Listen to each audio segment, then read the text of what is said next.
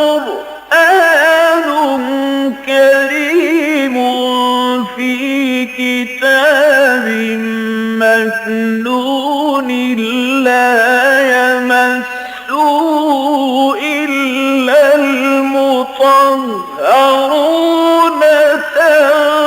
تنزيل من رب العالمين.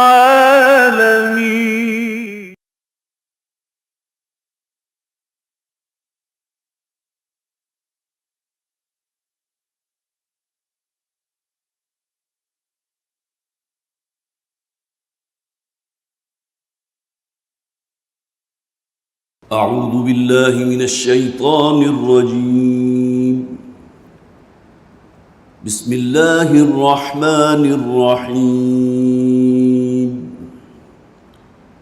والطور وكتاب مسطور في رق منشور والبيت المعمور والسقف المرفوع والبحر المسجور إن عذاب ربك لواقع ما له من دافع يوم تمور السماء مورا وتسير الجبال سيرا فويل يومئذ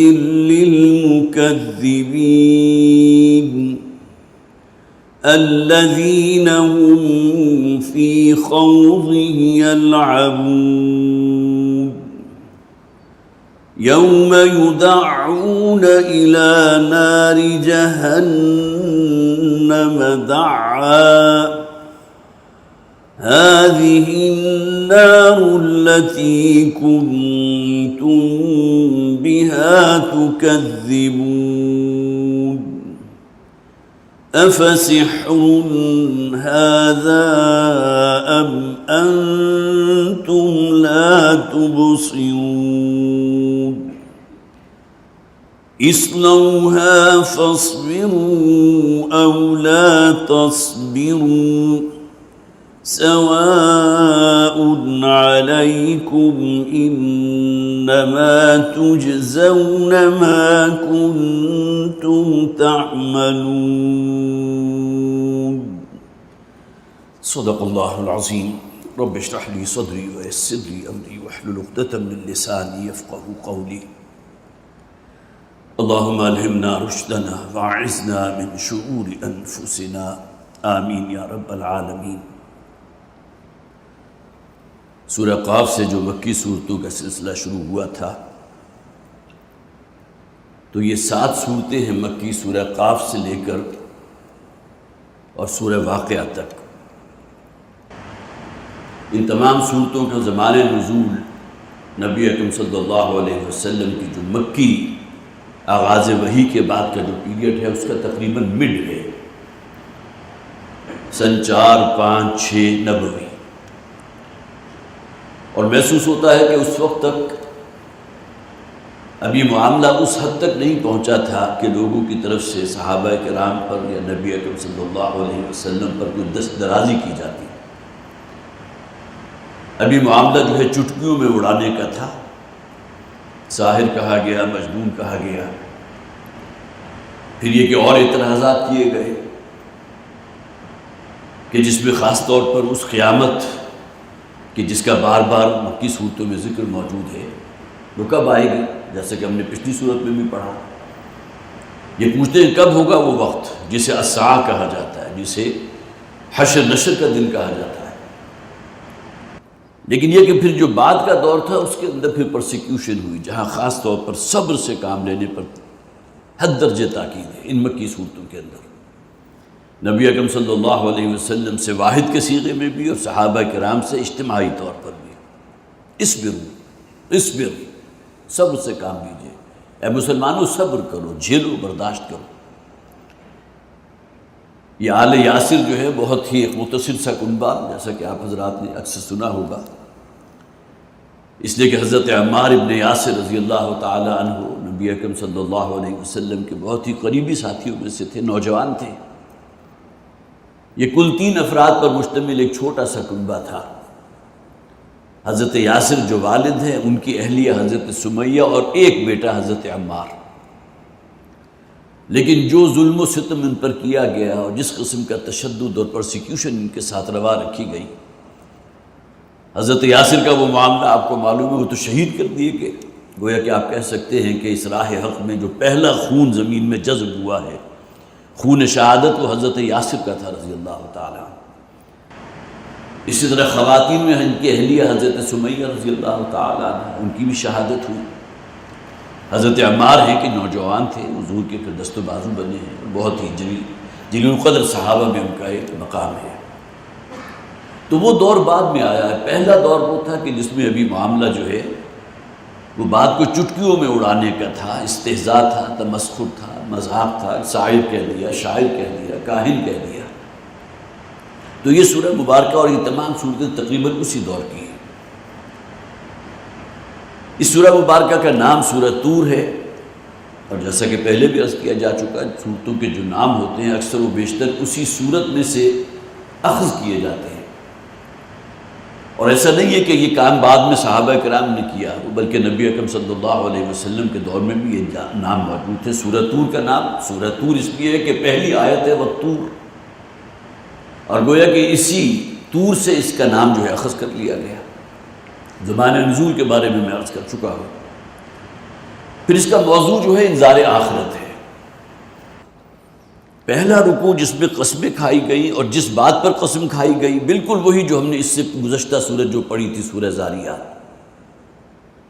ان الدین لواقع، جزا و سزا واقع ہو کر رہے گی، اس میں کوئی شک نہیں ہے کہ وہ دن آ کر رہے گا، آخرت وقوع پذیر ہوگی، قسمیں کھائی گئی اور اس کے بعد مقسم علیہ وہ۔ یہاں بھی آپ دیکھیں گے کہ پہلی 6 آیات جو ہیں وہ قسموں پر مشتمل ہیں، اور پھر فرمایا ان عذاب ربک لواقع ما لہ من دافع، تمہارے رب کا جو عذاب ہے وہ تو واقع ہو کر رہے گا۔ اور یہاں مفسرین نے مراد جو ہے عذاب جہنم لیا ہے، اس لیے کہ سورہ زاریات ہے، سورہ طور ہے، اور بھی بہت سی صورتیں ہیں جہاں مقسم علیہ جو ہے وہاں یوم الحشر مراد ہے۔ ان الدین لواقع، جزا و سزا واقع ہو کر رہے گی، وہ شدنی ہے، اٹل ہے۔ تو سب سے پہلی آیت ہے والطور، واو جو ہے قسمیہ ہے، قسم ہے طور کی۔ اب یہاں نوٹ کیجئے، یہ کوہ طور یا جسے طور کا پہاڑ کہا جاتا ہے، عام طور پر طور کا لفظ جو ہے وہ کسی بھی پہاڑ کے لیے استعمال ہو سکتا ہے، لیکن کہ حضرت موسیٰ علیہ السلام کی زندگی، جیسا کہ میں اس سے پہلے بھی عرض کر چکا ہوں کہ بہت ہی تفصیل کے ساتھ متعدد صورتوں میں حضرت موسیٰ علیہ السلام کا ذکر ہے، جہاں کوہ طور کا اس اعتبار سے بھی ذکر کیا گیا وَرَفَعْنَا فَوْقَهُمُ الطُّورَ، ان لوگوں کے سروں پر ہم نے کوہ طور کو معلق کر دیا۔ جب حضرت موسیٰ علیہ السلام چند نقباء کو لے کر، جو ان کے بنی اسرائیل میں سے تھے، لے کر نکلے ہیں، اور پھر ایک جگہ آ کر جب ان کے ساتھ عہد معاہدہ ہو رہا تھا، تو وہاں قرآن حکیم نے اس بات کو کم سے کم 2 یا 3 مرتبہ بیان کیا گیا کہ وَرَفَعْنَا فَوْقَهُمُ الطُّورَ، اور ان کے اوپر ہم نے طور کو معلق کر دیا، گویا کہ ایک ہیبت قائم کرنے کے لیے۔ اب اس کی بھی ہمارے ہاں جو معجزات کی تعویل کرنے والے ہیں کہ کوئی طور کیسے ممکن ہے کہ طور کو ان کے سر پر معلق کر دیا گیا ہو، گویا کہ کسی شے کو جڑ سے اکھاڑ کر جو ہے ان کے سروں کے اوپر جو ہے معلق کر دیا گیا۔ لہٰذا اس کی ترجمانی کیا کی گئی کہ انہیں یوں محسوس ہوا کہ کوہ طور ان پر ابھی گرا چاہتا ہے، لیکن یہ کہ قرآن حکیم کے الفاظ کو تو آپ نکال نہیں سکتے۔ رفعنا فوقہم الطور، اس کے معنی کیا ہے کہ ہم نے کوہ طور کو ان کے اوپر معلق کر دیا۔ اب اس کے سائے میں ان کے ساتھ وہ عہد و پیمان ہوئے، جس سے یہ لوگ پھر بعد میں پھرے بھی ہیں۔ تو طور کے لیے طور سینین کا لفظ سورہ 3 کے اندر موجود، والتین والزیتون وطور سینین وہذا البلد الامین۔ اسی طرح طور سینا کا لفظ آیا ہے سورہ مومنون میں، آیت نمبر 20 ہے، وَشَجَرَةً تَخْرُجُ مِن طُورِ سَيْنَاءَ تَنبُتُ بِالدُّهْنِ وَصِبْغٍ لِلْآكِلِينَ۔ وہاں زیتون کے پھل کا ذکر ہو رہا ہے کہ وہ درخت کے جو طور سینا، گویا کہ وہ سینا کی جو سینائی پنسولا ہے یا ایک صحرا ہے سینا کا، اس میں کوہ طور ہے اور اس کے ارد گرد کی جو زمین تھی وہ بڑی زرخیز تھی، اور وہاں جو ہے وہ اس کا زیتون کا درخت اگا کرتا تھا۔ وَشَجَرَةً تَخْرُجُ مِن طُورِ سَيْنَاءَ تَنبُتُ بِالدُّهْنِ، وہاں طور سینا کا ذکر آ گیا، سورہ مومنون آیت نمبر 20۔ اسی طرح سورہ قصص کے آیت نمبر 28 میں فرمایا گیا فَلَمَّا أَتَاهَا نُودِيَ مِن شَاطِئِ الْوَادِ الْأَيْمَنِ۔ یہاں بھی اسی وادی کا ذکر ہو رہا ہے جس میں کوہ طور موجود تھا، کہ جب حضرت موسیٰ علیہ السلام مدین سے نکلے ہیں اپنے اہل خانہ کو لے کر، اور واپسی کا سفر ہے، اور رستے میں وہ خلعت رسالت جو ہے اس سے وہ نوازے گئے ہیں، تو وہ جو ایک وادی تھی جو انتہائی مبارک اور مقدس وادی تھی، اس کا ذکر کیا گیا سورہ قصص میں فَلَمَّا أَتَاهَا نُودِيَ مِن شَاطِئِ الْوَادِ الْأَيْمَنِ فِي الْبُقْعَةِ الْمُبَارَكَةِ۔ وہ جو وادی تھی شاطئ الوادِ الأيمن، اس کے داہنی طرف، اور بہت ہی مبارک سرزمین تھی، فی البقعۃ المبارکۃ من الشجرۃ، اور ایک درخت وہاں موجود تھا جن میں سے یہ ندا آئی حضرت موسیٰ علیہ السلام کو ان یا موسیٰ اننی انا اللہ رب العالمین، اے موسیٰ میں ہوں اللہ جو تمام جہانوں کا رب ہے۔ تو وہاں بھی اسی وادی کا ذکر ہے سورہ قصص آیت نمبر 28 میں۔ پھر وادی طویٰ کا ذکر موجود ہے سورہ نازعات میں، هل اتاک حدیث موسیٰ اذ ناداہ ربہ بالوادی المقدس طویٰ، گویا کہ بہت ہی مقدس اور بہت ہی بابرکت وادی ہے یہ وادی سینا، جہاں کوہ طور بھی موجود ہے، اور جس کا قرآن حکیم میں 4 مقامات پر جیسا کہ میں نے عرض کیا ذکر موجود ہے۔ اور یہاں اس سورہ مبارکہ کا آغاز ہی قسم سے ہو رہا ہے، وَالطُّور، قسم ہے طور کی،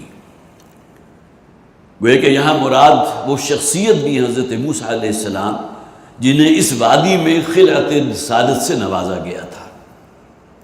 وَكِتَابٍ مَّسْطُورٍ، اور قسم ہے اس کتاب کی جو تحریر شدہ ہے، جو لکھی ہوئی ہے، مستور سطر سے۔ اب اس کے بارے میں ہمارے ہاں مختلف آراء موجود ہیں، مفسرین نے اور دور صحابہ سے بھی بہت سی آراء ہیں کہ جو نقل ہوتی چلی آ رہی ہیں، جس میں ایک مراد تو یہ ہے کہ یہاں مراد ہے وہ لوح محفوظ جہاں قرآن حکیم کا اصل نسخہ موجود ہے۔ 7ویں آسمان پر کوئی جگہ ہے ایسی جس کا ذکر سورہ واقعہ کے دوسرے رکوع میں کیا گیا، انہ لقرآن کریم فی کتاب مکنون لا یمسہ الا المطہرون تنزیل من رب العالمین۔ یہ قرآن حکیم جستہ جستہ نازل ہو رہا ہے اس لوح محفوظ سے جہاں اس قرآن کا اصل نسخہ موجود ہے۔ اس کا ہم تصور نہیں کر سکتے وہ کن اوراق پر لکھا ہوا ہے، لکھنے کی شکل کیا ہے، بہرحال ایک تصور انسان اپنے ذہن کے اندر قائم کر سکتا ہے۔ اور یہی بات ہے کہ جسے پھر سورہ بروج میں بھی کہا گیا بل ہوا قرآن مجید فی لوح محفوظ، یہ قرآن جو نازل ہو رہا ہے محمد پر صلی اللہ علیہ وسلم، یہ تو اصل میں لوح محفوظ میں ہے، وہ قرآن جو بڑی عظمت والا ہے، بل ہوا قرآن مجید فی لوح محفوظ، سورہ بروج کے اندر آیا۔ اسی طرح بعض حضرات نے خاص طور پر مولانا امین حسن اصلاحی رحمۃ اللہ علیہ نے یہاں چونکہ پہلی آیت میں طور کا ذکر ہے، وَالطُّورِ وَكِتَابٍ مَّسْطُورٍ، تو منطقی طور پر یا عقلی طور پر انہوں نے یہاں مراد لیا ہے، یہاں اصل میں تورات مراد ہے۔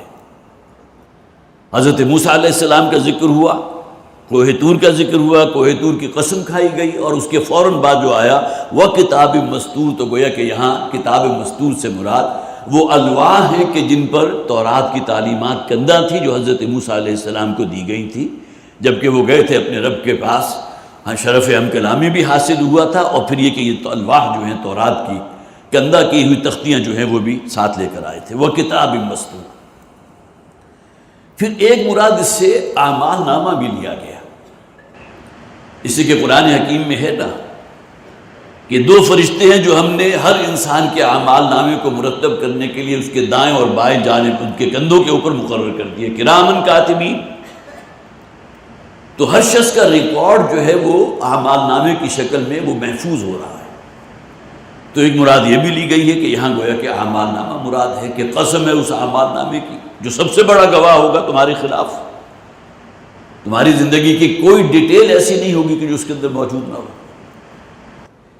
پھر یہ کہ یہاں مراد جو ہے قرآن حکیم بھی ہے، وہ کتاب مسطور، یہ قرآن کے جو نازل ہو رہا ہے، جو گویا کہ لکھی ہوئی شکل میں بھی اب وجود میں آ رہا ہے، جیسا کہ آگے آ گیا فی رق منشور۔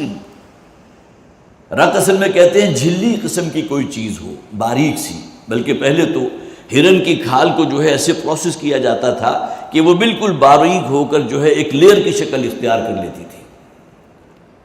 اور یہ بات بھی بتائی گئی ہے کہ تورات کی بہت سے احکامات وہ ہیں کہ جو محفوظ کیے گئے اسی ہرن کی کھال کو بالکل دباغت کے پروسیس سے گزارنے کے بعد جب وہ ایک جھلی کی شکل اختیار کر لیتی ہے، اور اس کا وصف یہ ہوتا ہے کہ اس پر جو شے بھی لکھی جائے وہ کبھی بوسیدہ نہیں ہوتی، گویا کہ اسے ایک دوام حاصل ہو جاتا ہے۔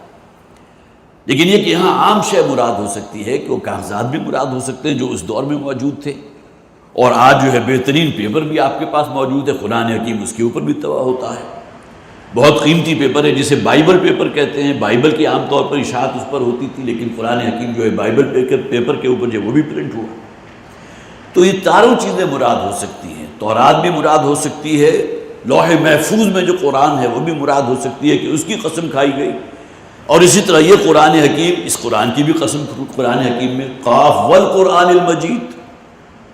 اس سے پہلے جو ہم نے سورہ زاریات سے پہلے جو سورت پڑھی تھی، پہلی مکی سورت اس سلسلے کی، اس کا تو آغاز ہو رہا ہے قسم ہے قرآن کی، جو قرآن بہت بزرگی والا ہے، بڑی عظمت والا ہے۔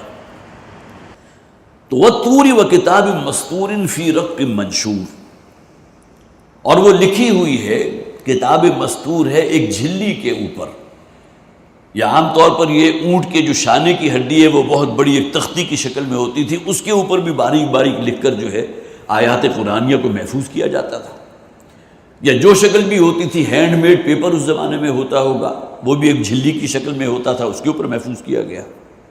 والبیت المعمور، اب دیکھیں یہاں بھی وہی قسم کے لیے، اور قسم ہے بیت معمور کی۔ اکثر و بیشتر مفسرین نے یہاں مراد لیا ہے، جس طرح اس روئے ارضی پر اللہ کا گھر ہے بیت اللہ، اسی طرح ساتوں آسمانوں پر یا ساتویں آسمان پر۔ حضرت عبداللہ ابن عباس رضی اللہ تعالیٰ عنہ کی رائے یہ ہے کہ اللہ تعالیٰ نے جن 7 آسمانوں کا ذکر کیا ہے تو ہر آسمان میں کوئی بیت اللہ ہے، لیکن اس کے گرد طواف کرنے والے انسان نہیں ہیں، فرشتے ہیں جو خدائی مخلوق ہیں، نوری الاصل ہیں۔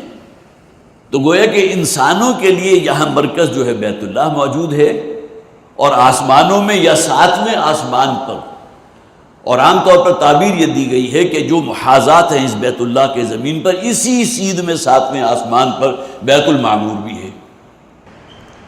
یہاں سب سے پہلا تو سوال یہ بھی پیدا ہوتا ہے کہ جب زمین گھوم رہی ہے اور تقریباً 1600 کلومیٹر فی گھنٹہ کی سپیڈ سے گھوم رہی ہے اپنے محور کے گرد، تو بیت اللہ کا وہ مقام جو ہے ہر لمحے تبدیل ہو رہا ہے۔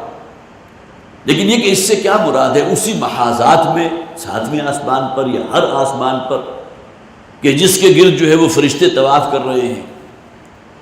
اور صحیح روایتیں موجود ہے کہ نبی اکرم صلی اللہ علیہ وسلم نے فرمایا کہ بیت المعمور کے گرد 70,000 فرشتے ہر وقت طواف کرتے ہیں، اور جب وہ اپنے طواف کے جو شوطے ہیں اس کو مکمل کر چکے ہوتے ہیں تو پھر اگلے فرشتے آ جاتے ہیں جو اس کا طواف کرتے ہیں۔ اور جب سے اللہ نے یہ کائنات قائم کی ہے تو جو فرشتے اس وقت طواف کر رہے تھے ان کی باری ابھی تک نہیں آئی۔ اس سے آپ اندازہ لگا سکتے ہیں، صحیح حدیث ہے، کئی طرق سے موجود ہے، اس سے آپ اندازہ لگا سکتے ہیں کہ فرشتوں کی تعداد کتنی ہے۔ جیسے کہ حضور نے فرمایا تھا نا ایک حدیث میں کہ اس کائنات میں کوئی چپا بھر جگہ بھی ایسی موجود نہیں جہاں کوئی نہ کوئی فرشتہ موجود نہ ہو اور اللہ کی حمد و ثنا نہ کر رہا۔ تو یہ کائنات کتنی وسیع ہے، اس کی وسعت تک ابھی ہم کوئی جو ہے رسائی حاصل کر ہی نہیں سکے، تو اس سے اندازہ لگایا جا سکتا ہے کہ فرشتوں کی تعداد کیا ہے۔ اور خاص طور پر یہ حدیث کہ جب سے اللہ نے اس کائنات کو قائم کیا، وہ بیت المعمور جب سے وجود میں آیا، جو فرشتے طواف کر رہے تھے ان کی باری ابھی تک دوبارہ نہیں آئی، نہ قیامت تک آ سکتی ہے۔ لیکن یہ کہ یہاں بھی بہرحال مولانا اصلاحی، چونکہ وہی مکتب فکر ہے مولانا فراہی کا، دونوں نے یہاں بھی اس کی تعویل دوسری کی ہے۔ جیسے کہ میں نے عرض کیا تھا نا، وَالطُّورِ وَكِتَابٍ مَّسْطُورٍ، تقریباً تمام مفسرین نے یہاں کتاب مستور سے مراد جو ہے قرآن حکیم لیا ہے، یا لوح محفوظ میں جو کتاب موجود ہے، لیکن مولانا اصلاحی نے وہاں کتاب مستور سے مراد جو ہے خالصتاً تورات، گویا کہ قسم ہے تورات کی، قسم ہے طور کی اور قسم ہے تورات کی۔ حضرت موسیٰ علیہ السلام پر تورات نازل ہوئی تھی جن کا تعلق وادی طور سے تھا، وادی سینا سے تھا۔ اسی طرح والبیت المعمور والسقف المرفوع، یہ چونکہ دونوں ساتھ ساتھ آ رہے ہیں، لہذا مولانا اصلاحی کہتے ہیں بیت المعمور سے مراد یہ دنیا ہے۔ اس کے لفظی ترجمہ کیا ہوگا کہ آباد گھر، اس دنیا کو اللہ تعالیٰ نے انسانوں سے آباد کیا، لہذا والبیت المعمور سے مراد یہ دنیا ہے اور یہاں کے بستے آسمان انسان ہیں کہ جن سے یہ آباد ہے۔ اور اس کی دلیل انہوں نے کیا کی کہ اس کے فوراً بعد آ رہا والسقف المرفوع، اور قرآن حکیم میں زمین کے ساتھ آسمان کا ذکر ہمیشہ موجود ہوتا ہے، لہذا چونکہ اگلی آیت میں آسمان کا ذکر ہے، قسم کھائی گئی آسمان کی، والسقف المرفوع، وہ چھت کے جو بہت بلند ہے، مراد یہ نیلگوں آسمان ہے نا، یہ آسمانی چھت ہے، لہذا اس سے پہلی آیت کو انہوں نے گویا کہ محمول کیا کہ والبیت المعمور سے مراد یہاں یہ دنیا ہے کہ جو آباد ہے انسانوں سے۔ حالانکہ سلف میں کسی کی یہ رائے موجود نہیں ہے، لیکن یہ کہ ان کا اپنا، جیسا کہ میں نے عرض کیا تھا کہ بہت سے مقامات ایسے ہیں جہاں ان کی اپنی رائے جو ہے اس کو وہ فوقیت دیتے ہیں اور بقیہ آراء کی تردید کرتے ہیں۔ لیکن بہرحال جو چیزیں بھی یہاں مراد تھی، جیسا کہ میں نے عرض کیا کہ یہ اختلاف موجود رہا ہے، لیکن یہ کہ یہ اس درجے کا اختلاف نہیں ہے کہ جسے اہمیت دی جائے، اور ہمیں سلف کے ساتھ ہی اپنے تعلق کو مضبوط رکھنا ہے، لہٰذا وہی معنی کے جو ہمیشہ سے کیے گئے اسی پر ہمیں جو ہے اکتفا کرنی ہے۔ تو وَالطُّورِ وَكِتَابٍ مَّسْطُورٍ فِي رَقٍّ مَّنشُورٍ وَالْبَيْتِ الْمَعْمُورِ وَالسَّقْفِ الْمَرْفُوعِ وَالْبَحْرِ الْمَسْجُورِ، اور چھٹی آیت ہے اور قسم ہے اس سمندر کی جو ابل رہا ہے۔ اب یہ دیکھیں مسجور کا لفظ، سجر کا لفظ آتا ہے کسی شے کے اندر کوئی ابال آ جائے، وَإِذَا الْبِحَارُ سُجِّرَتْ سورہ تکویر میں فرمایا گیا، اسی طرح اس کے فوراً بعد جو ہے سورہ انفطار اس میں فرمایا وَإِذَا الْبِحَارُ فُجِّرَتْ، فا کے ساتھ۔ ان دونوں کے معنی کیا ہیں؟ ابلنا، جوش مارنا۔ اور یہاں بھی احادیث موجود ہیں کہ یہ اس سمندر کی قسم کھائی گئی ہے کہ جو قیامت کے دن ابلتے ہوئے کھولتے ہوئے لاوا کی طرح جوش مارے گا، والبحر المسجور۔ لیکن یہ کہ واقعہ یہ ہے کہ آج بھی اگر آپ کبھی دیکھیں کہ سمندر میں جو طوفان آتا ہے، تیز و تند جو ہے طوفانی ہوائیں چلتی ہیں، اور اگر آپ اوپر سے اس کو دیکھیں تو معلوم ہوگا کہ گویا کہ جس طرح پانی کھول رہا ہوتا ہے اس طرح وہ لہریں جو سمندر کے اوپر بلند ہو رہی ہوتی ہیں۔ تو گویا کہ انسان کے عام مشاہدے کی جو چیز ہے وہ بھی قسم کے طور پر مراد دی جا سکتی ہے کہ تم اپنی کھلی آنکھوں دیکھتے ہو یہ سمندر کہ جس کے جسے آپ کہیے کہ کسی دوسرے کنارے کو آپ دیکھ نہیں سکتے، اتنا وسیع اور عریض سمندر، اور وہ گویا کہ ابل رہا ہے، کھول رہا ہے، ہواؤں کی وجہ سے اس کے اندر تلاطم ہے، موجیں جو ہے ایک دوسرے سے سر ٹکرا رہی ہیں۔ یہ تمام چیزیں گواہ ہیں اس بات پر کہ اس کائنات کا رب جو اس کا خالق اور مالک ہے، اس نے انسان کو پیدا کیا تو کسی خاص مقصد کے لیے پیدا کیا ہے۔ انما الدنیا خلقت لکم وانتم خلقتم للآخرہ، یہ دنیا میں جو کچھ بھی ہے تمہارے لیے اور تمہیں آخرت کے لیے اللہ نے پیدا کیا۔ تو والبحر المسجور، ابلتا ہوا، کھولتا ہوا اور اسی طرح جوش مارتے ہوئے سمندر کی قسم ہے، ان عذاب ربک لواقع، کہ تمہارے رب کا عذاب واقع ہو کر رہے گا، وہ اٹل ہے۔ یہاں دیکھیے ایک عذاب تو وہ آیا جو مختلف قوموں پر عذاب استیصال کی شکل میں آیا۔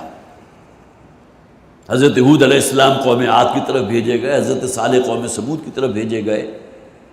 فَقُطِعَ دَابِرُ الْقَوْمِ الَّذِينَ كَذَّبُوا، جیسا کہ قرآن حکیم میں فرمایا گیا، اس قوم کی جڑ کاٹ دی گئی، وہ عذاب آیا کہ ان میں سے کوئی شخص زندہ باقی نہیں بچا، جن نے بھی انکار کیا تھا اپنے وقت کے رسول کا۔ لیکن یہ کہ بہرحال ایک آخرت کا عذاب بھی تو ہے نا، اس دنیا کا عذاب کا کوئی موازنہ، کوئی تقابل، کوئی کمپیریزن آپ آخرت کے عذاب کے ساتھ تو کر ہی نہیں سکتے۔ اور یہاں جو شے مراد لی گئی ہے بالکل وہی جو پچھلی صورت میں ہم نے پڑھا تھا کہ ان الدین لواقع، یہاں مراد ہے جہنم، تمہارے رب کا عذاب جو جہنم کی شکل میں موجود ہے وہ واقع ہو کر رہے گا۔ اس لیے کہ قرآن جب نازل ہو رہا ہے، اب تقریباً 4-5 برس بیت چکے ہیں قرآن حکیم کو نازل ہوتے ہوئے، معدود چند لوگ تھے جو حضور پر ایمان لے کر آئے، اکثریت تو انہی لوگوں کی تھی نا کہ جنہوں نے بالآخر جہنم کا ایندھن بننا تھا۔ وقودها الناس والحجارہ، وہ جہنم کے جس کا ایندھن ہے انسان اور پتھر۔ تو یہ جو قسمیں کھائی گئی ہیں، والطور وکتاب مسطور فی رق منشور والبیت المعمور والسقف المرفوع والبحر المسجور، یہ تمام چیزیں گواہ ہیں اس بات پر، یہ جو کائنات کا نظام چل رہا ہے، جس طرح انسان کی تخلیق ہو رہی ہے، اس دنیا میں ایک خاص پیریڈ ہر انسان کو دیا جاتا ہے، یہ دنیا ایک امتحان گاہ ہے اس کے لیے، اور اس کے بعد بالآخر اس دنیا میں آنکھیں بند ہوں گی اور ساتھ ہی آنکھیں کھلیں گی عالم برزخ میں، اور اس کے بعد پھر وہ حشر نشر ہوگا، اور بالآخر انسان کی ابدی اور آخری زندگی ہے جس کا کوئی اینڈ نہیں ہے۔ تو یہ تمام چیزیں گواہ ہیں اس بات پر، ان عذاب ربک لواقع، کہ تیرے رب کا عذاب تو واقع ہو کر رہے گا، جہنم شدنی ہے۔ یہ جو تمام لوگ انکار کر رہے ہیں اس دعوت کا، رد کر رہے ہیں محمد کی دعوت کو صلی اللہ علیہ وسلم، ان کا ٹھکانہ جہنم ہے، وہ واقع ہو کر رہے گا، ما لہ من دافع، اس عذاب کو کوئی طاقت ایسی نہیں ہے جو روک سکے۔ اللہ سے بڑھ کر طاقت کس کی ہوگی؟ اور اللہ تعالیٰ نے جو اس عذاب کو تیار کیا ہے ان لوگوں کے لیے، تو کس کے بس میں ہے کہ اس عذاب کو ان سے روک لے؟ ان عذاب ربک لواقع ما لہ من دافع، کوئی اسے رفع دفع نہیں کر سکتا، کوئی اس کو ہٹا نہیں سکتا، کوئی اسے ٹال نہیں سکتا۔ یوم تمور السماء مورا، اب انذار آخرت چونکہ ان صورتوں میں بہت نمایاں آپ کو نظر آ رہا ہے، لہٰذا فوراً ذکر ہو گیا قیامت کا۔ جس دن کے آسمان کپ کپائے گا لرزے کا، جیسا کہ لرزا جاتا ہے۔ آج تو تمہیں اپنی زمین جو ہے وہ بھی بڑی سٹیبل نظر آ رہی ہے، اس کائنات کا نظام بڑا سٹیبل نظر آ رہا ہے، بہت مستحکم ہے، لے سانس بھی آہستہ کہ نازک ہے بہت کام، آفاق کی اس کارگاہ شیشہ گری کا، آسمان بھی بہت مستحکم نظر آ رہا ہے۔ لیکن قیامت کے دن کیا معاملہ ہوگا کہ یہ پورا آسمان، یہ کائنات، اور یہ لرزنے لگیں گے۔ ایک تو زمین کی لرزش ہے نا، جسے ہم زلزلے کے نام سے جانتے ہیں، ان زلزلۃ الساعۃ شیء عظیم، معلوم ہوا کہ اس کائنات کا نظام تل پٹ ہو کر رہ جائے گا۔ یوم نطوی السماء کطی السجل للکتب، قرآن حکیم میں بہت سے اسالیب کے اندر اس بات کو واضح کیا گیا، اس کائنات کے نظام کی بساط کو ہم لپیٹ دیں گے، کطی السجل للکتب، اس کائنات کو اللہ تعالیٰ اپنے دانے ہاتھ کے گرد یوں لپیٹ لے گا جس طرح کہ تم کتابوں کے تومار کو لپیٹتے۔ یہ مختلف تعبیرات پیش کی گئی ہیں، اس کا ہم تصور کر ہی نہیں سکتے۔ وہ تو اس دن معلوم ہوگا جس دن یہ جسے ہم قیامت کے دن کے نام سے جانتے ہیں، الساعہ کے نام سے جانتے ہیں۔ یوم تمور السماء مورا، گویا کہ مور کا لفظ آتا ہے کسی شے کے ہلنے کے لیے، کپ کپانے کے لیے، لرزنے کے لیے۔ جس دن آسمان کپ کپائے گا لرزے گا، جیسا کہ لرزا جاتا ہے۔ ایسا نہیں ہے کہ تمہیں جو ہے کوئی لرزتی ہوئی، جیسا کہ انسان کی بعض اوقات ویژن کے اندر ایسا آتا ہے معاملہ، اس قسم کا ڈیفیکٹ پیدا ہو جاتا ہے کہ اسے ہر شے جو ہلتی ہوئی نظر آتی ہے حالانکہ کوئی شے ہل نہیں رہی ہوتی۔ تو ایسا نہیں ہوگا، بلکہ واقعتاً وہ دن ایسا ہوگا کہ جب کہ اس کائنات کا نظام تلپٹ کر دیا جائے گا اور آسمان لرزے گا۔ وَتَسِيرُ الْجِبَالُ سَيْرًا، اور یہ پہاڑ جو اس وقت تمہیں جامدۃ، گڑے ہوئے نظر آتے ہیں زمین کے اندر، اور یہ اپنی جگہ حقیقت ہے کہ پہاڑ کا جتنا حصہ آپ کو باہر نظر آ رہا ہے تقریباً اتنا ہی حصہ پہاڑ کا جو زمین کے اندر دفن ہے۔ یہ نمک کی کانوں کی میں نے اس سے پہلے بھی مثال دی تھی، یہ کھیوڑا میں جو کانیں موجود ہیں، جہاں کھیوڑا کا پہاڑ ہے جو ابھرا ہوا ہے، وہاں سے بھی آپ نمک برآمد کر رہے ہیں، اور اتنی ہی گہرائی میں زمین کے جو سرفس آف ارتھ ہے اس کے نیچے جا کر بھی آپ جو ہے وہ سرنگیں کھود کر نمک نکال رہے ہیں۔ تو گویا کہ نمک کا یہ پہاڑ جو ہے جتنا اوپر آپ کو نظر آ رہا ہے زمین کے اندر بھی اتنا موجود ہے، اور یہی پہاڑ ہوں گے کہ جو گویا کہ جن کی گرفت ڈھیلی کر دی جائے گی۔ قرآن حکیم میں کہا گیا نا کہ اللہ تعالیٰ نے یہ رواسی، یہ بوجھ جو ہے زمین کے اوپر لگا دیے ہیں، جما دیے ہیں، نصب کر دیے ہیں۔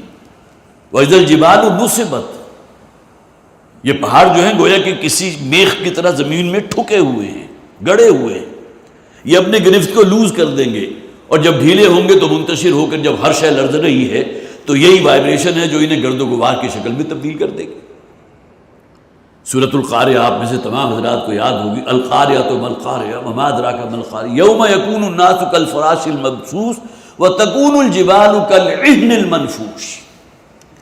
وہاں پہاڑوں کا اور ہی نقشہ کھینچا گیا کہ تم پہاڑوں کو دیکھو گے کہ وہ دھنکی ہوئی روئی کی طرح فضا کے اندر جو ہے گرد و غبار کی شکل میں تبدیل ہو چکے ہوں گے. وہی لرزش ہوگی، وائبریشن ہوگی جس کا ذکر قرآن میں جو ہے آسمان کے لیے کیا گیا، اور وہی پہاڑوں کے اوپر بھی اثر انداز ہوگی، اور وہ بھی ریزہ ریزہ ہو کر فضا میں بکھر جائیں گے. فَوَيْلٌ يَوْمَئِذٍ لِّلْمُكَذِّبِينَ.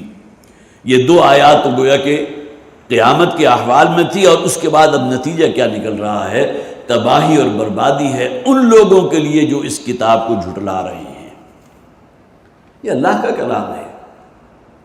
ایک واقعہ جو ہے بہت خوبصورت ہے. حضرت جبیر ابن مطعم رضی اللہ تعالیٰ عنہ جو بعد میں ایمان لے آئے، اور چونکہ ان کی ولدیت جو ہے مطعم ہے، جبیر ابن مطعم، تو یہ مطعم وہی شخص تھے کہ جو جب نبی اکرم صلی اللہ علیہ وسلم طائف سے جب واپس آ رہے تھے اور یہاں مکہ کے رہنے والوں نے فیصلہ کر دیا تھا کہ اب محمد کو صلی اللہ علیہ وسلم مکہ میں داخل نہیں ہونے دیں گے، کوئی شخص سامان دینے کو تیار نہیں تھا.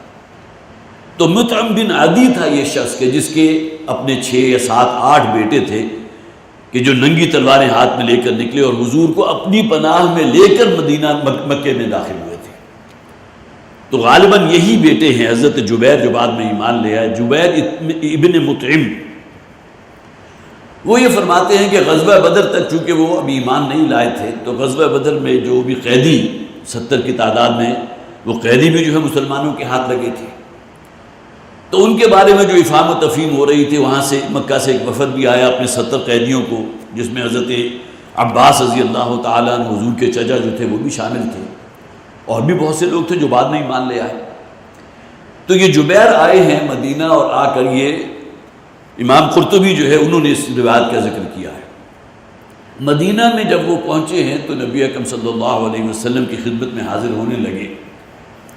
تو عین یہ وہ وقت تھا جب کہ مغرب کی نماز ہو رہی تھی. ظاہر مسجد نبوی ہوگی، اب غزوہ بدر ہو چکا ہے، غزوہ بدر کے بعد قیدیوں کا معاملہ درپیش ہے، اور اس کے بارے میں گفت و شنید کے لیے یہ جبیر جو ہے مکے سے چل کر مدینہ آئے. تو کہتے ہیں کہ مغرب کی نماز ہو رہی تھی، نبی اکرم صلی اللہ علیہ وسلم نماز پڑھا رہے تھے، اور انہوں نے سورہ طور سے آغاز کیا. مکی صورت ہے، ظاہر ہے صورت مکمل ہو چکی تھی. تو مغرب کی نماز میں چونکہ جو بھی رکعت پڑھی جاتی ہے وہ جہری ہوتی ہے، جو بھی قریب میں لوگ ہیں وہ بھی سنتے ہیں. تو یہ جبیر کہتے ہیں جو بعد میں ایمان لے آئے کہ میں وہیں بیٹھ گیا ایک طرف، اور میں نے کان لگا دیے ان الفاظ پر جو نبی اکرم صلی اللہ علیہ وسلم کی زبان سے نکل رہے تھے. وَالطُّورِ وَكِتَابٍ مَّسْطُورٍ فِي رَقٍّ مَّنشُورٍ وَالْبَيْتِ الْمَعْمُورِ وَالسَّقْفِ الْمَرْفُوعِ وَالْبَحْرِ الْمَسْجُورِ إِنَّ عَذَابَ رَبِّكَ لَوَاقِعٌ مَا لَهُ مِن دَافِعٍ. کہتے ہیں یہ آیات جب میں نے سنی اور ان الفاظ پر جب میں ذرا تھوڑا سا رکا اور دیکھا کہ جو قسمیں کھائی جا رہی ہیں کس بات پر کھائی جا رہی ہیں، کہ تمہارے رب کا عذاب جہنم جو ہے وہ واقع ہو کر رہے گی، تم سب کو جھونکا جائے گا اس میں جو ایمان نہ لایا محمد پر صلی اللہ علیہ وسلم، اور کوئی اس کو ٹالنے والا نہیں ہے، کوئی تو قوت ایسی نہیں کہ جو اس کو ٹال سکے. کہتے میرے دل پر اتنی ہیبت ہوئی کہ مجھے محسوس ہوا کہ شاید میرا دل پھٹ جائے گا. اب وہ بیٹھے ہوئے وہیں، نماز تو انہوں نے پڑھی، ایمان تو لائے نہیں تھے، اب وہیں بیٹھے وہ سماعت کر رہے ہیں، اور نبی اکرم صلی اللہ علیہ وسلم کی زبان کے اندر جو تاثیر ہوگی اس کو بھی آپ کچھ نہ کچھ نقشہ اپنے ذہن میں قائم کر سکتے ہیں. اور مغرب کی نماز میں حضور بلند آوازی کے ساتھ جو ہے یہ آیات پڑھ رہے ہیں. تو کہتے ہیں کہ مجھے ایسے محسوس ہوا کہ میرا دل ابھی پھٹ جائے گا، اور میں دم بخود ہو گیا ان آیات کو. اس کے اندر وہ جو ایک جلال تھا اور جو ایک پرہیبت کیفیت تھی الفاظ کے اندر، وہ ظاہر عربی النسل تھے، ہمیں تو ترجمے کی ضرورت پڑتی ہے، ان کے لیے تو یہ کوئی شے جو ہے ترجمے کی تو اس کے رستے میں کوئی حائل تھی نہیں. لہذا وہ کہتے ہیں کہ جیسے ہی نماز ختم ہوئی، آیا میں کس ارادے سے تھا، لیکن یہ کہ نبی اکرم صلی اللہ علیہ وسلم کی خدمت میں حاضر ہوا اور اسی وقت ایمان لے آئے.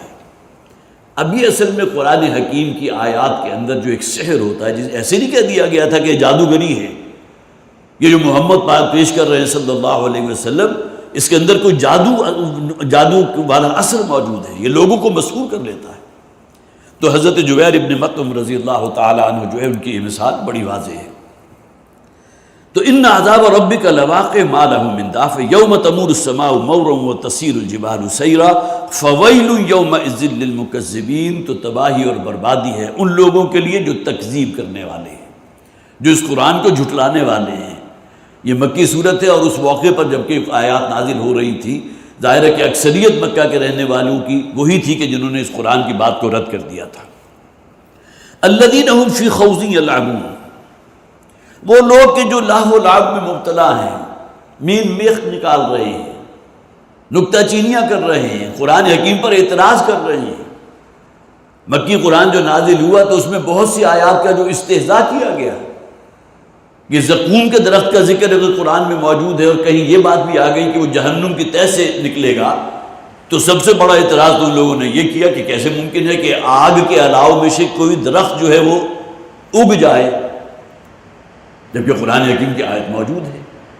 لہٰذا یہ اس قسم کے اعتراضات جو ان کی طرف سے ہو رہے ہیں، اور دنیا داری کے اندر ہی، دنیا پرستی کے اندر ہی وہ بالکل لہو و لعب، اور اس دنیا کے اندر جسے کہا گیا کہ سوائے لہو و لعب کے دنیا اور کچھ نہیں ہے، کھیل تماشے کے اندر اپنی زندگی بسر کر رہے ہیں، وقت گزار رہے ہیں۔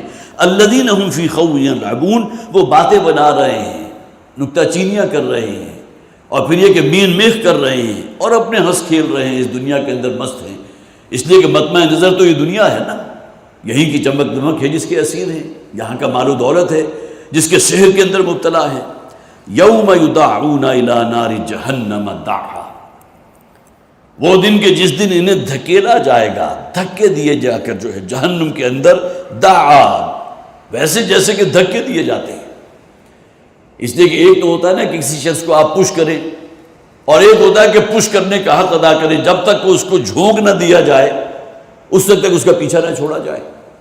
تو یوم یدعون الی نار جہنم، جس دن کے یہ دھکیلے جائیں گے، انہیں ہانکا جائے گا، جیسے کہ سورہ قیامہ میں فرمایا گیا نا، یوم اذن المساق کا لفظ ہے کہ اس دن انہیں ہانک دیا جائے گا، کوئی بھی ان میں سے جانے کے لیے تیار نہیں ہوگا، لیکن جس طرح سواق ہوتا ہے جس کے ہاتھ میں کوئی لکڑی چھڑی ہے اور وہ بھیڑوں کو ہانکتا ہے، اسی طرح ان اہل جہنم کو جہنم کی طرف ہانک دیا جائے گا، اور بالآخر دھکے دیے جا کر جو ہے ان کو جہنم کے نظر کر دیا جائے گا۔ یوم یدعون الی نار جہنم دعا، جس دن کے وہ جہنم کی آگ کی طرف دھکیلے جائیں گے جیسا کہ دھکیلا جاتا ہے۔ ہذہ النار التی کنتم بہا تکذبون، دنیا میں تو تم بڑا مذاق اڑاتے رہے نا کہ جہنم پر اگر کوئی 19 فرشتے جو ہیں مقرر ہیں تو ان میں سے چند کو تو میں سنبھال لوں گا، باقی کا بندوبست تم کر لینا۔ ہم کیسے جہنم میں داخل ہو سکتے ہیں؟ یہودیوں کو بھی تو یہ ایک غرہ حاصل ہو گیا تھا، لن تمسنا النار الا ایاما معدودات، ہمیں تو جہنم کی آگ نہیں چھو سکتی، ہمیں اگر جہنم میں داخل بھی کیا گیا تو چند دنوں کے لیے، باقی یہ کہ ہمارا اصل میں ابدی حق جو ہے وہ تو جنت ہے، ہمیں تو جنت میں بھیجا جائے گا۔ تو یہ تمام چیزیں، فرسودہ خیالات جو ان کے تھے وہ سب کے سب ختم ہو جائیں گے۔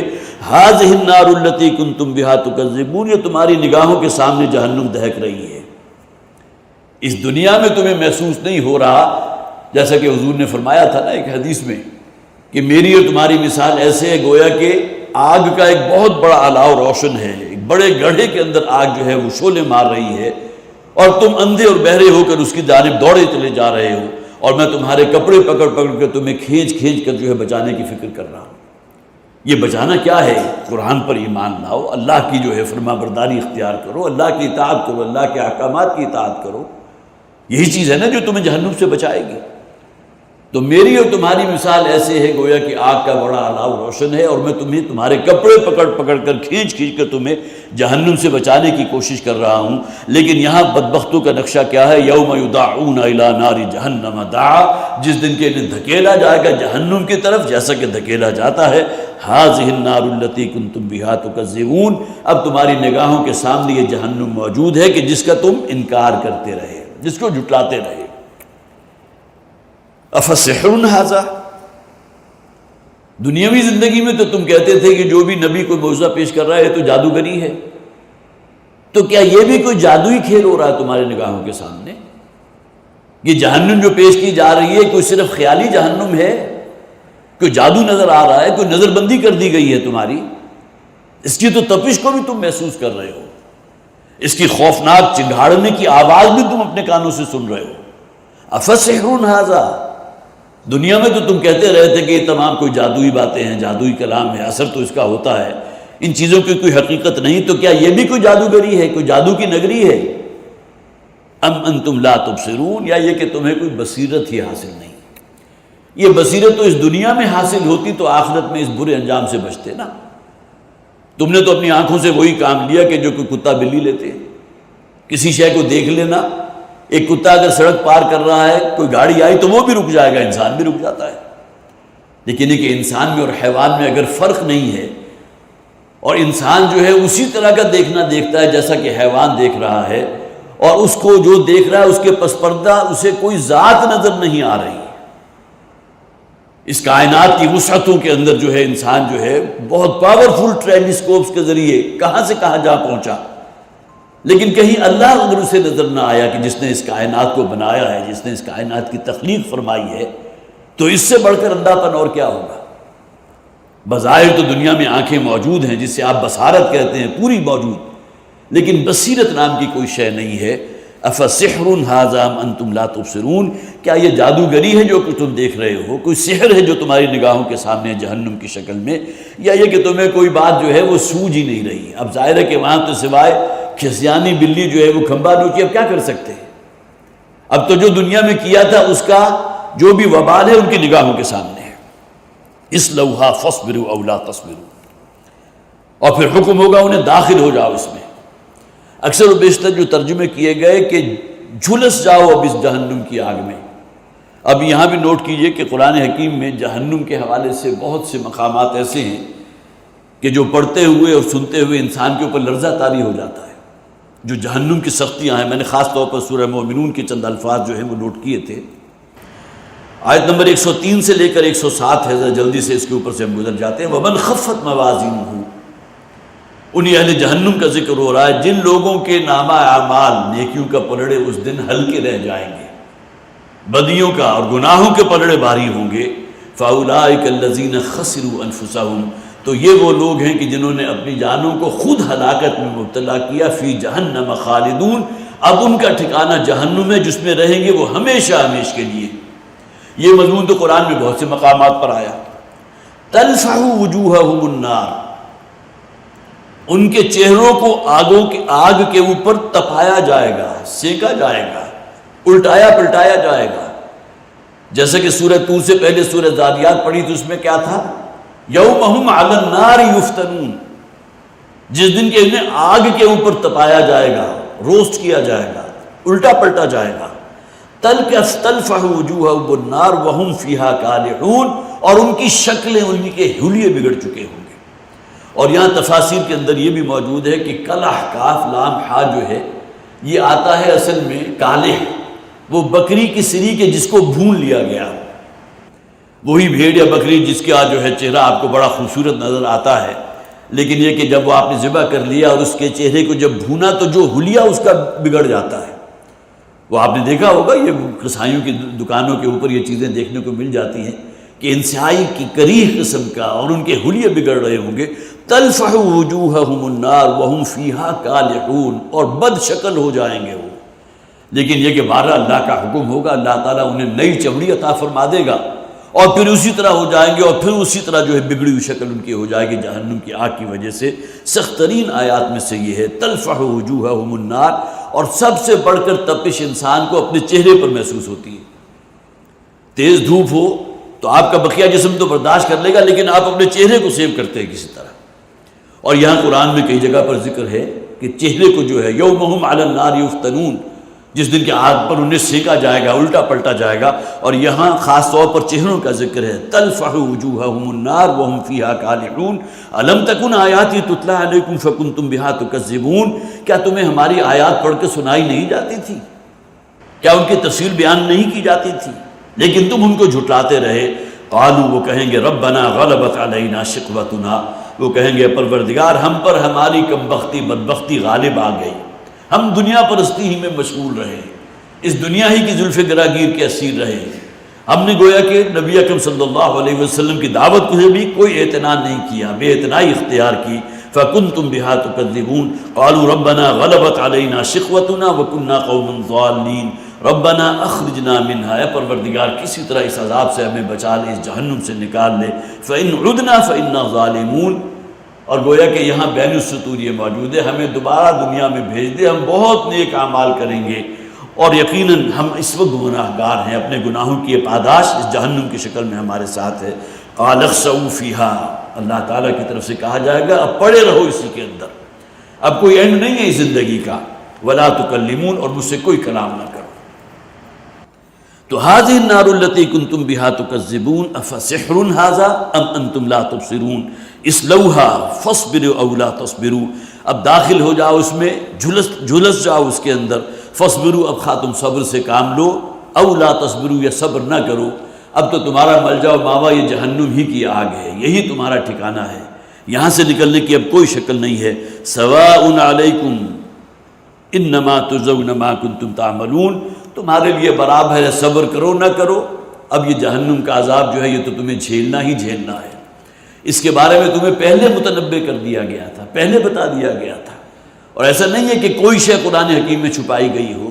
جنت کی نعمتوں کا ذکر ہوا تو وہ بھی اعلیٰ ترین الفاظ کے ساتھ، بہترین پیمانے پر، اور جہنم کا ذکر ہوا ہے تو اس میں بھی جسے کہتے ہیں آخری الفاظ جو ہو سکتے ہیں لوگوں کو جھنجھوڑنے کے لیے اللہ کے کلام میں وہ بھی استعمال کیے گئے۔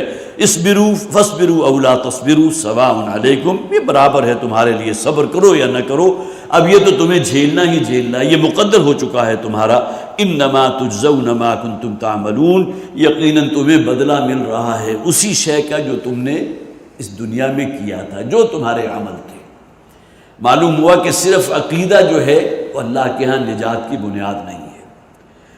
ہاں عقیدہ بالآخر آپ کو جہنم سے نکال دے گا، ہر مسلمان کو جہنم سے نکال دے گا، لیکن اس سے پہلے جو عذاب کی سختیاں ہیں اپنی بدعمالیوں کی وجہ سے، اپنے فسق و فجور کی وجہ سے، اپنی بغاوت و سرکشی کی وجہ سے، اور جو الفاظ قرآن حکیم میں استعمال کیے گئے ہیں، واقع یہ ہے کہ انسان کے اوپر لرزہ طاری ہوتا ہے، اور ہونا چاہیے۔